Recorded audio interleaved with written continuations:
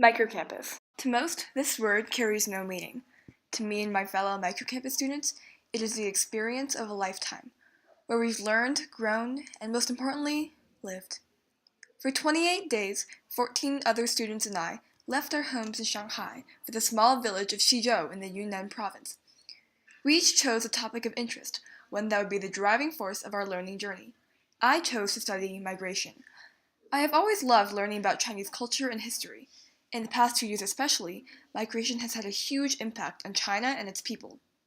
To understand the role of migration in Xizhou, one must consider the past, present, and future. In order to learn about the history of migration in Xizhou, I spoke to locals about Xizhou's past. Mr. Du was particularly helpful in this process, and I appreciated how open he was about his family history. He told me that from the Tang Dynasty all the way through the Qing Dynasty, many new families arrived in Xizhou. Starting after the Tang, more and more families migrated to Xizhou. For example, Mr. Du's own family, the Dus, came to Xizhou in the Ming Dynasty. One of Mr. Du's ancestors worked for the government at the time, and he had made a grave mistake. Instead of being arrested and possibly executed, he and his family escaped Nanjing, the current capital, and were forced to migrate to Xizhou. From there, their family lived on, embodied only in their descendants and their descendants' stories. When I first heard this, I was in awe. Because of one mistake, the distant ancestor and his entire lineage had their lives shifted upside down. Perhaps Xizhou would be wildly different if it weren't for whatever mistakes were made that drove so many families to Xizhou. As my conversation with Mr. Du progressed, he started to tell me stories from the Cultural Revolution. At that time, he was in his early teenage years. He explained that back then, the flow of people in Xizhou came to a halt. The hukou system was very strict. Your hukou was your registration ID, and it was essentially your license of citizenship. If the Gongwanbu, or the police officers, found out that your hukou's designated location didn't match your current location, they would arrest and publicly shame you. When I heard this, I was shocked. If that had went on today, I wouldn't be in Xizhou. In fact, I wouldn't even be in China. Mr. Du laughed and agreed, but he assured me that since he was a veteran, the police officers listened to him. He proudly told me that he had beaten up his fair share of unjust police officers. Mr. Du's voice suddenly grew quiet. "There's more," he said. Mr. Du began to share a story of him and a Meinyu, a lady. When Mr. Du was a teenager, he had his eye on the neighbor's daughter. Back then, he said, he was quite the charmer. They would see each other as often as they could, and they both knew they had a real connection. But life intervened. The daughter's father was a landlord, someone the Chinese Communist Party claimed was one of the Zhou the 9 bad elements of society. As a part of the re-education campaign, the daughter and her family was forced to move away to learn from the farmers in an attempt to teach them the right ideals. Mr. Du said the next time he heard from her was a few years later. She had written him a letter asking for his hand in marriage. Mr. Du had to ignore him. If people heard that he married a landlord's daughter, he would be publicly shamed, arrested, or maybe worse. Decades passed, and in the 1990s, the two met. Their lives had both moved on without each other, but she still told him, "My entire life, I have regretted not marrying you." That was when it struck me.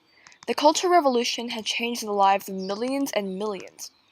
I knew this before, but when I heard it from Mr. Du's mouth, it suddenly felt much more real. Real people with real lives had their futures twisted and turned. And that made me think about my own family history. My parents moved to the States a few years before I was born. If they hadn't made that decision one night, my story would be very different. Growing up as an Asian American has become such a monumental aspect of my identity. What would have happened if I was born in China instead, or if my great-great-great-grandparents had moved to a different part of China? Well, I don't know. But I sure am glad that history happened this way, because I wouldn't change where I am today for anything. This brings me to the present. Times have drastically changed since. For one, the flow of people has picked up at a tremendous pace. All the locals I've spoke to have remarked that in the past 2 years especially, the inflow of people has increased. Mr. Du and Mr. Duan believe this is because the government changed the hukou system to be electronic. "The gates have been opened," Mr. Duan said. "People come and go, but with more inflow than outflow. The tourist industry has thrived in recent years, and more migrants have come to start their own businesses. These migrants come to Xizhou for different reasons. They come from all corners of the world, from the nearby city of Kunming to Portland, all the way from across the globe. From the people I've spoken to, they come mainly for marriage or for business. Some find Shizhou by chance, and some find Shizhou because of family. Either way, their lives have been changed, most for the better.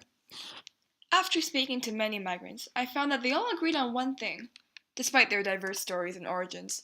Eventually, they will return to their hometown. When I heard this, it made sense to me. People return to their homes because they seek comfort. Home is what makes sense to them. That led me thinking, will I return to my hometown one day? And as I thought about that, I realized with a pang in my stomach that I didn't know what my home was anymore. I spent most of my life in suburban New York until I moved to Shanghai 5 years ago. I'd always considered New York my home, but I realized that I hadn't visited for years. For all I knew, the things I loved about New York could be alien to me now. That's when it hit me, that I was a migrant as well. Though my migration was much less independent, I left my home for a foreign land. Later on, I talked to Mr. Zhang, the antique dealer. He's a migrant as well, with a similar story as many others. When I talked to him, I heard him say something that surprised me. He told me heartily that he would stay in Shizhou until the end.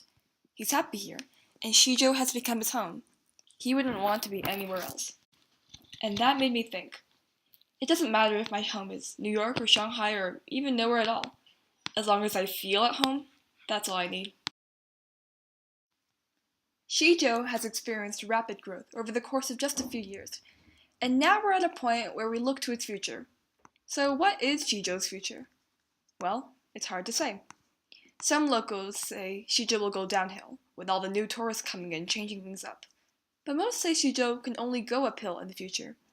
With new businesses opening up, new houses being built, and new people coming in every single day, Shizhou's economy will grow and grow and grow. Mr. Du put it well. Shizhou is in constant flow. History has ordered this, and that's what keeps it alive. And for me? Well, I don't know what the future holds, but whatever it is, I know that it'll take me wherever I need to go. So, what does this all mean? I came to rural China, met some really great people, and learned some really interesting things. But it's more than that. My inquiry project focused on migration, so I expected to learn about migration. That makes sense. But what I didn't expect was that I would learn so much more than that.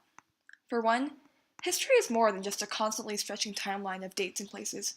History is real people with real experiences. And that's what learning is. Not an encyclopedia of facts, but experiencing and growing. I learned about myself as well in this process, which really surprised me. When I set out to study migration, I planned to study migration in Shizhou, the people in Shizhou, not my own story. However, I ended up learning so much about myself, thanks to the village and my teachers. So whatever I do, I'll remember my time in Shizhou, where for 28 days, I truly felt at home.